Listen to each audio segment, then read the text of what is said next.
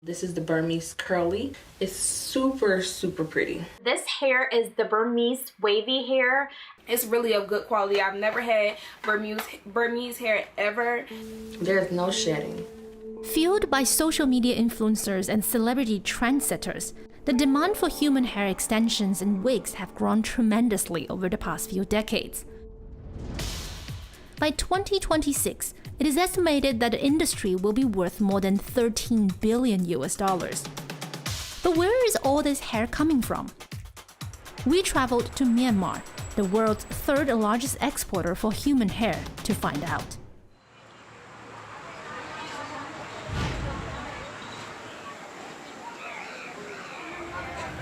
In this market in Yangon City, hair has become a commodity. Hair is being bought and sold alongside with everyday items like food, clothes, pet fish, and kitchenware. We see many girls come here with waist-length hair and leaving with a short bob and sometimes teary eyes. At Insing Market, we met 60-year-old Myanmar O, who had to force her weeping daughter to sell her hair that will most likely be exported to be made into wigs and hair extensions.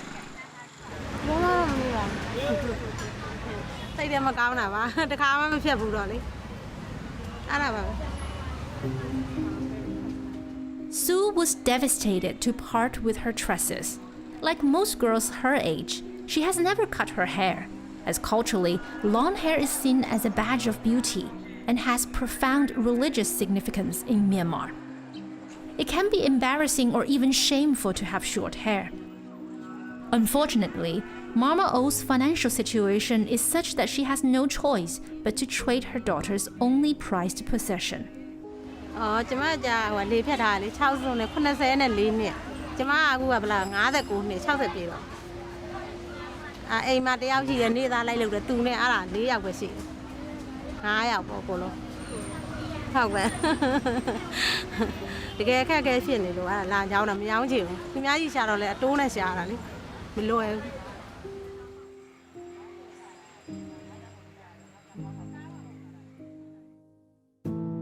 Buyers say the reasons women want to sell their hair vary.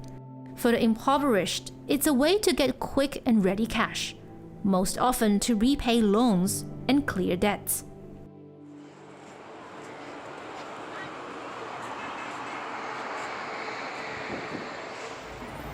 Hair is a deeply personal commodity and disproportionately sourced from women. It is often the most destitute women who are forced to cut and sell their hair. Here in big cities like Yangon, women are wising up to the worth of their hair. But in rural areas, women are still selling their hair to visiting traders at below the market rate. Local sellers say 100 centimeters or waist-length hair can fetch up to $150 to $200. Unfamiliar with this rate, some desperate women get just $12 instead of the $50 market rate for 30 centimeters of hair.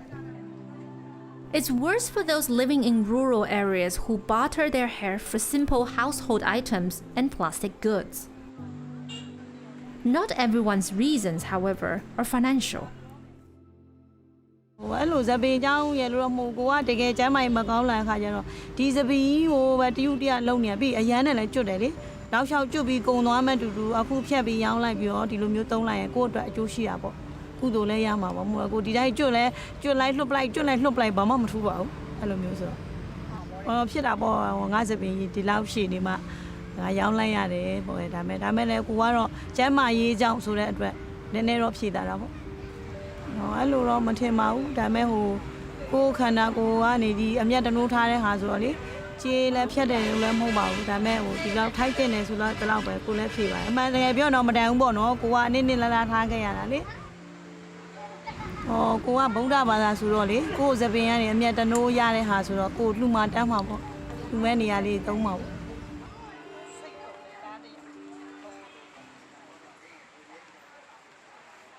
9,000 ရတယ်9,000 ရတယ်ဆိုလို့ရှိရင်အမှ तू ကတစ်စောင်းတိုင်းစီမီထုံးပွဲတို့ဘာလို့ဆိုလို့ရှိရင်ရက်ွက်ထဲမှာအလှူတန်းနေရှိတယ်နောက်ဆရာတော်တန်ဃာတော်တွေကိုပင့်ဖိတ်ပြီးတော့ပရိတ်ရွတ်တာပဋ္ဌာန်းရွတ်တာတွေရှိတယ်တ င်ငန်းကတ်တာတွေပါရှိတယ်အဲ့ဒီအတွက်ကိုလှူတယ်လှူဖို့ငွေကိုတော့ဥပမာအခုဒီမှာ9000ရတယ်ဆိုလို့ရှိရင်3000လောက်ကိုလှူဖို့ဖယ်ထားတယ်2000လောက်ကိုတော့သူ့စပင်လေးကိုပြန်ပြီးရွှိုင်းဖို့အတွက်ဖယ်ထားပါတယ်ညီမတို့ကမြန်မာလူမျိုးမြန်မာဗုဒ္ဓဘာသာလူမျိုးဆိုတော့ခေါင်းမောစပင်ဆိုအထွတ်မြတ်ပဲအဲ့တော့ညီမတို့ဘုရားသားတော်ကလည်းအထွတ်မြတ်ပဲအဲ့ဒါကြောင့်မလို့လှူခြင်းတဲ့စိတ်ကအလိုလိုရှိတာအဲ့ကြောင့်မလို့လည်းညှက်ပြီးလှူရတာ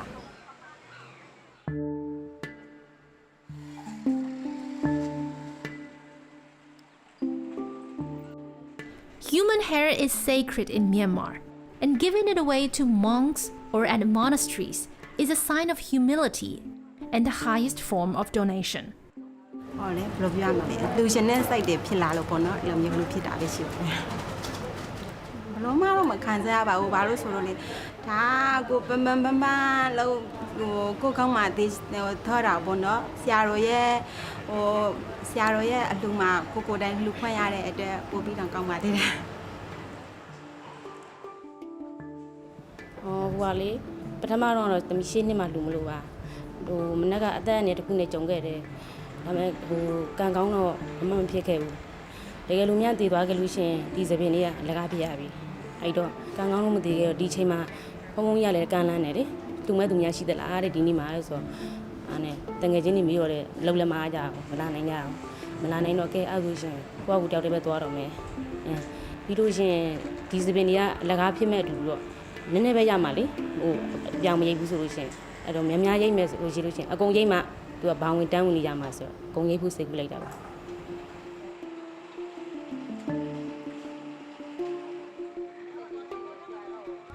The money raised from selling donated hair goes towards supporting the monastery and for infrastructure projects like building schools, hospitals, and bridges in remote, underdeveloped areas.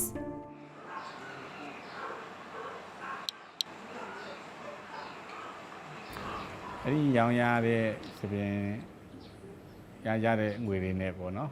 တရားပေါင်း28ဆင်းရှိသွားပြီပေပေါင်း950ရှိတဲ့တရားကြီးတစ်စင်းအပါဝင်ပေါ့နော်ဒါပေမဲ့လမ်းမိုင်အပြင်ကြောက်လန်းအဆင့်မိုင်ပေါင်း20ကျော်ပေါ့ကတ္တရာလမ်းအဆင့်ပေါ့ကွန်ကရစ်ကတ္တရာလမ်းအဆင့်10မိုင်လောက်ပြီးသွားပြီကြောက်ချောလမ်းမိုင်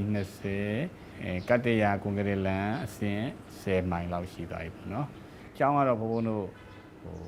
ကျောင်းဆောင်ဆောက်တာတဲ့တစ်နှစ်ကိုဘုံတို့ဒီပညာဒါနပရာဟိတလုပ်တာ900နဲ့1000ကျားမှာကုန်တယ်ပေါ့နော်ဒီအများစုကတော့စပင်ထဲကနေရလာတဲ့လူငွေတွေပါပဲ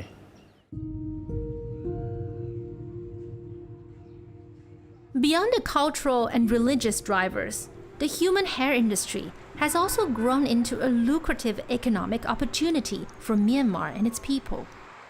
According to UN Comtrade data, the nation's hair exports were valued at a whopping $9.46 million in 2020. To get an insight into how the trade has evolved in Myanmar over the last decade, we return to Insing Market to speak to Do San Sante, who has been in the hair business since 2006. ကျောင်းလဲရတော့ရှိတယ်ကျောင်းလဲရတော့ရှိတယ်အဲ့လိုမျိုးတိကလားအပြောင်းလဲရတော့ရှိတယ်အပြောင်းလဲရရှိတယ်ဆိုတာကဟိုဈေးလောက်ခသားတုန်းကတော့ဈေးနှုန်းတွေကနေတာပေါ့နည်းနည်းအခုကျတော့နိုင်ငံတကာဈေးကွက်တွေဝင်လာတော့ညင်လာတဲ့အခါကျညင်တဲ့အလျောက်ပဲအယောင်းဝက်ဖြစ်တာပေါ့နေရကနေခုချိန်ထိကိုဖြည်းဖြည်းနဲ့တက်လာတာလောက်ခသားလို့အရှိဆုံးတွေကလောက်ခသားတုန်းက9သိန်းသေးလောက်ပဲပေါက်တယ်ဟုတ်တယ်9သိန်းသေးလောက်ပဲပေါက်အခုက15သိန်းသေးပေါက်တယ်အဲ့လိုတော့မှန်းလို့မရဘူးပေါ့ဟုတ်တယ်ရှိစစ်တယ်ခမန်းကြီးကတော့ဒီပေါ့တနေ့ကို10ယောက်15ယောက်လောက်တော့လာတာပေါ့အဲ့ဒါကကြတော့ဒီလိုကိုလိုချင်တဲ့လောက်ကိုဆွဲကြည့်လိုက်ရှေ့ရင်ဝယ်တယ်တိုးရင်တက်ဝက်ဈေး Human hair being exported from Myanmar can be categorized into two types. You have the cut hair, of course, and they're straight from girls, have blonde hair, and they will end up to be wigs and hair extensions for high-end markets in the West. You also have hair bows. These are collected from the hair brushes or sometimes even rubbish bins. They will have to go through a process of being sorted, combed, and all the same lengths put together, and eventually it will look like this. This sorted hair is then sold to buyers mostly from China, who convert them into wigs for the Western markets. These wigs can sell for $900 to $2,000 per piece. ဗမာကုန်တယ်မဟုတ်တရုတ်ကဓာတ်ဝယ်တာဗမာပွဲစားရှိသူတို့ပေါ့နော်ဒီဗမာစကားဟိုဂျားထဲမှာဆိုတာပွဲစားရှိမှလည်းအဆင်ပြေမှာလေစကားပြန်တော့အဲ့သူကနေပြီးတော့သူ့ပွဲရုံမှာထားပြီးတော့ဒီကလူတွေရောင်းတယ်ဒိုင်နေကြတော့ဥမာပေါ့100ဘိုးလောက်ဟိုသူတို့သိန်းဥမာပေါ့800ဘိုးတက်မယ်1000ဘိုးတက်မယ်သူတို့တစ်ခေါက်တက်သွားတဲ့အခါမှာသူတို့က200ရင်းလောက်မြင့်ရင်လောက်တယ် China supplies nearly 70% of the world's wigs and hair extensions. This also makes it the biggest importer of raw human hair.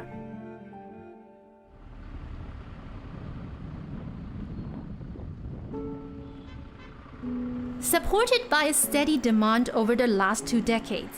Metila town in Mandalay, a state bordering China, has transformed into a hub for the human hair trade. Traditionally agrarian, the people here abandoned farming due to frequent droughts and water scarcity, and turned to sorting, cleaning, and treating hair instead. One local company at the top of the supply chain is Tit Hair. They're headquartered in Yangon, but one of their biggest workshops is in Metila. We collect sometime from temple and monastery, and some girl, before they go for meditation, religious activity, monks keep braided ponytails as cut from the girls. So this is a very pure, high quality. Even its price is extremely high, $150, $160 per kg. Sometimes some girl come and sell the hair because their husband in the hospital. So even though they love the hair, they cut and sell. There are hair collector every village. Those people also come to us to sell for some profit. So we collect like this. Min Zhao told us that since Myanmarese hair is amongst the softest and most sought after in Asia, its demand is fast outpacing supply. He says on average he sells more fallen or discarded hair than freshly cut kind.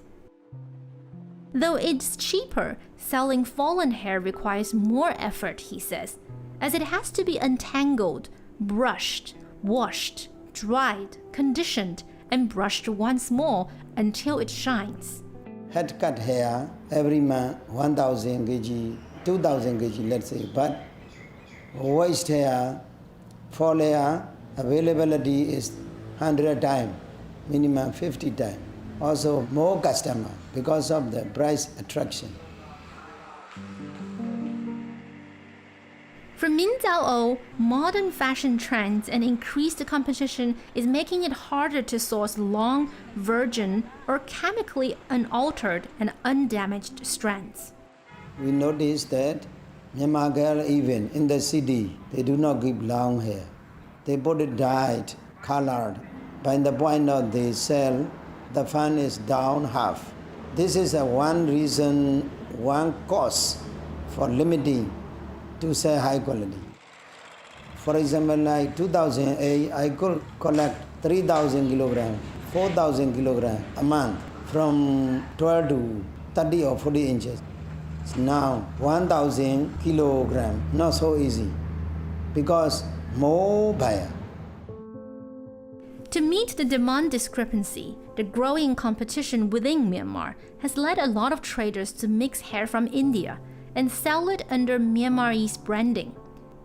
There are also reports that traders tend to add colored hair to virgin hair, which could reduce the wig's quality. In some cases, synthetic or animal hair has also been passed off as virgin human hair. The lack of quality control could be because the Myanmar government does not see human hair as a commodity. There's no product code listing, no corporate tax. The government or the other ministries have been busy focusing on the areas that generate more income or more to the national coffers. This lack of oversight also means there is no regulation to make sure the women who sell their hair are adequately compensated. They have no legal recourse in case of a dispute. There are no work guidelines or minimum wage for workers in hair sorting centers. That can be considered if the industry grows, and the government should see that there's no exploitations by the value chain, and all these stuff can be examined or evaluated if the industry grows and enlarges. But in the meantime, if they are happy with what they are receiving, or if they are comfortable with these, I think the government should focus more on other sectors like manufacturing, services, or trading. Even though the authorities don't acknowledge it as an important industry, on the ground, human hair, this deeply personal procession, has provided many communities with income and livelihood. While the traders, the wig makers, and even influencers reap the rewards, it is often the women, without whom the trade would not exist, who end up receiving just a tiny fraction of the true worth of their luscious locks. For Assignment Asia, I'm Mirulu in Myanmar.